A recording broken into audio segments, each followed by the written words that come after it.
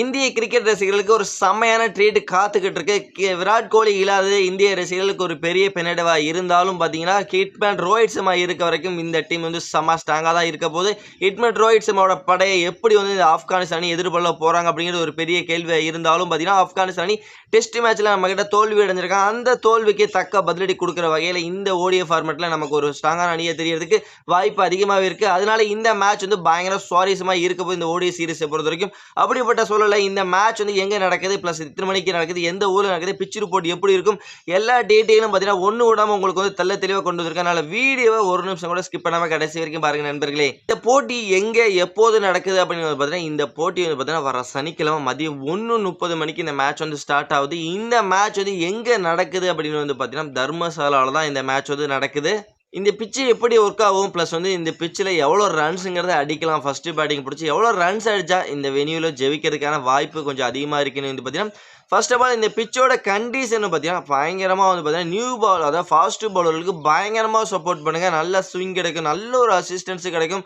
மலைப்பகுதி அப்படிங்கனால காற்று பயங்கரமாக வீசும். அதனால் வந்து பார்த்தீங்கன்னா பயங்கரமாக இன்சைல் மூவ்மெண்ட்டில் ஃபாஸ்ட் பவுலர்களுக்கு செம்மையாக சப்போர்ட் கிடைக்கும். அவங்களால வந்து பார்த்தீங்கன்னா நல்லா வந்து விக்கெட்டுங்கிறத எடுக்க முடியும் இன்சைல் மூவ்மெண்ட்டில். அதுக்கப்புறம் இங்கே வந்து பார்த்தீங்கன்னா பேட்டர்களுக்கு எந்த அளவுக்கு சப்போர்ட் பண்ணணும்னா, பேட்டர் நல்லா செட்டில் ஆகிட்டாங்க அப்படின்னா சும்மா அசால்ட்டாக சும்மா அடிச்சு தும்சமெல்லாம். ஏன்னா சின்ன பிச் அப்படிங்கனால, சின்ன கிரவுண்ட் அப்படிங்கனால அடி அடிக்கலாம். செட்டில் ஆகிட்டாங்கன்னா வேற லெவல் வந்து அவங்களுக்கு வந்து செம்மையாக தெரியும் கிரவுண்டை பொறுத்த வரைக்கும். அதுக்கப்புறம் இந்த வெனியை பொறுத்த வரைக்கும் எவ்வளோ ஸ்கோர் அடிக்கலாம், ஃபஸ்ட்டு பேட்டிங் பிடிக்கிற டீமோட ஆவரேஜ் ஸ்கோர் பார்த்தீங்கன்னா ஒரு 290 300 வரைக்கும் இருக்குங்க. இங்கே 300 ப்ளஸ் ரன்ஸ் அடித்தா மட்டும்தான் வந்து பார்த்தீங்கன்னா அவங்களால டிஃபெண்ட் பண்ணி வின் பண்ண முடியும். ப்ளஸ் 300க்கு கம்மியாலாம் அடித்தாங்க அப்படின்னா அவங்க வந்து தோல்வி தாங்க. சரி, தோல்வி அந்த டீம் தோல்வி கிடைக்கிறதுக்கான வாய்ப்பு அதிகமாகவே இருக்குது. இங்கே பொறுத்த வரைக்கும் இந்த பிச்சை பொறுத்த வரைக்கும் முதல்ல டாஸ் வின் பண்ணால் என்ன பண்ணணும், ப்ளஸ் வந்து பனிப்பொழிவு இருக்குமான்னு கேட்டிங்கன்னா கம்பல்சரி வந்து பனிப்பொழிவுங்கிறது கம்பல்சரி அந்த அளவுக்கு பெரிய அளவில் இருக்காது. என்னதான் மலை பிரதேசம் அப்படிங்கிறனால வந்து பார்த்தீங்கன்னா ஜூன் மாதம் நடக்குது. அதனால் கொஞ்சம் பனிப்பொழிவு லைட்டாக இருக்க தான் செய்யும். இருந்தாலும் பெரிய அளவில் ஒரு தாக்கத்தை வந்து ஏற்படுத்துறதுக்கான வாய்ப்பு ரொம்ப கம்மி.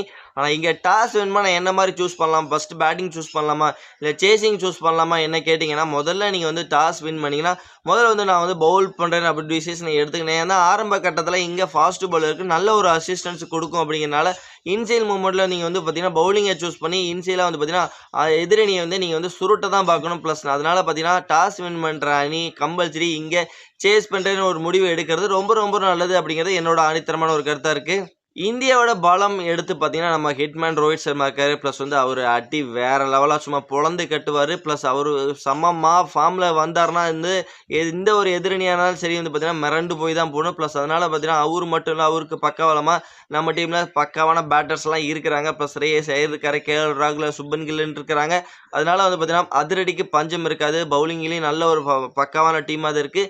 அதனால் இந்தியன் டீமை பொறுத்த வரைக்கும் நம்ம கண்டிஷனில் வேறு விளையாடுறோம்னால இந்தியன் டீமை பொறுத்த வரைக்கும் பேட்டிங் பவுலிங் நம்ம கண்டிஷன் அப்படின்ட்டு எல்லாமே நம்ம ஒரு வலுவான அணியாக தெரியும். ப்ளஸ் இதுவே நமக்கு ஒரு பெரிய பலமாக நம்ம வந்து பார்க்குறோம். பலவீனம் அப்படிங்க எடுத்து பார்த்தீங்கன்னா நம்ம சைடு வந்து விராட் கோலி இல்லை, அது பெரிய ஒரு பலவீனம்னு சொல்லி ஓடிஐ ஃபார்மேட்டை பொறுத்த வரைக்கும் செஸ் மாஸ்டர் விராட் கோலி இல்லாத இந்திய அணிக்கு ஒரு பெரிய பின்னடைவாக கம்பல்சரி இருக்கிறதுக்கு வாய்ப்பு அதிகமாக இருக்குது. ஜஸ்பிரீத் பும்ரா இல்லை, டெத் ஓவரில் சும்மா ஃபர்ஸ்ட் லிஸ்ட் வேறு லெவல் ஃபர்ஸ்ட் லிஸ்ட்னா பும்ரா சொல்லி ஆகணும்.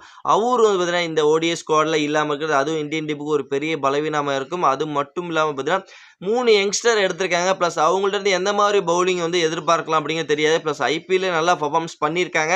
ப்ளஸ் இந்த ஓடிஐ ஃபார்மேட்டில் நல்லா பண்ணுவாங்களா அப்படிங்கிறத நம்ம வந்து இப்போ இந்த சீரீஸை பார்க்க தான் போகிறோம். ப்ளஸ் அதனால் இது ஒரு சின்ன ஒரு பலவீனமாக நம்ம வந்து பார்க்குற மாதிரி இருக்குது. ஆப்கானிஸ்தான் டீமை பொறுத்த வரைக்கும் அவங்களோட பலம் அப்படிங்க எடுத்து பார்த்தீங்கன்னா அவங்களோட அந்த குவாலிட்டியான ஸ்பின் தாங்க. அந்த குவாலிட்டியான ஸ்பின்னை வச்சு எதிரணியை பயங்கரமாக மிரட்டுவாங்க. அதுவே அவங்களுக்கு ஒரு பெரிய பலம் நம்ம வந்து சொல்லி ரஷீத் கான் இருக்காரு.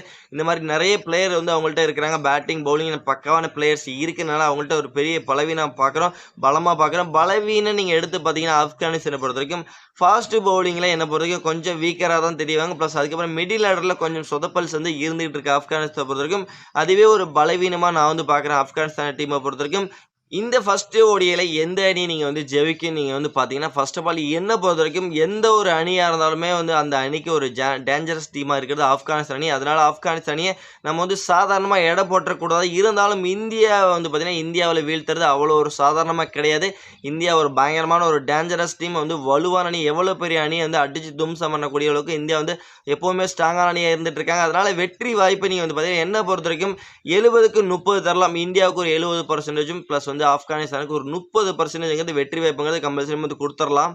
ஓகே நண்பர்களே, வீடியோட எண்டுக்கு வந்துடும். சேஸ் மாஸ்டர் விராட் கோலி இல்லாத இந்த ஓடிஐயில் வந்து பார்த்தீங்கன்னா இன்னைக்கு இந்த முதல் ஓடிஐ மேட்சஸில் யார் அதிக ரன் அடிக்கிறதுக்கு வாய்ப்பு அதிகமாகவே இருக்குது. அதோடு மட்டும் இல்லாமல் ப்ளஸ் இந்த ஆப்கானிஸ்தான் அணி இந்தியாவுக்கு வந்து பார்த்தீங்கன்னா பயங்கரமான ஒரு டஃப்பாக கொடுப்பாங்களா, ஒரு டேஞ்சரஸ் அணியாக இருப்பாங்களா அப்படிங்கிறது எல்லாத்தையும் நீங்கள் வந்து மறக்காமல் நம்மளோட கமெண்ட் செக்ஷனில் பதிவு பண்ணுங்கள். இந்த வீடியோ உங்களுக்கு பிடிச்சா லைக் பண்ணி ஷேர் பண்ணி உங்கள் சப்போர்ட்டிவ் ஆதரவு கொடுத்தீங்கன்னா ரொம்ப ரொம்ப யூஸ்ஃபுல்லாக இருக்கும். மறக்காமல் சப்ஸ்கிரைப் பண்ணி சப்போர்ட் பண்ணுங்கள் நண்பர்கள். நம்ம வந்து நெக்ஸ்ட் வீடியோ பண்ணலாம். Bye bye friends.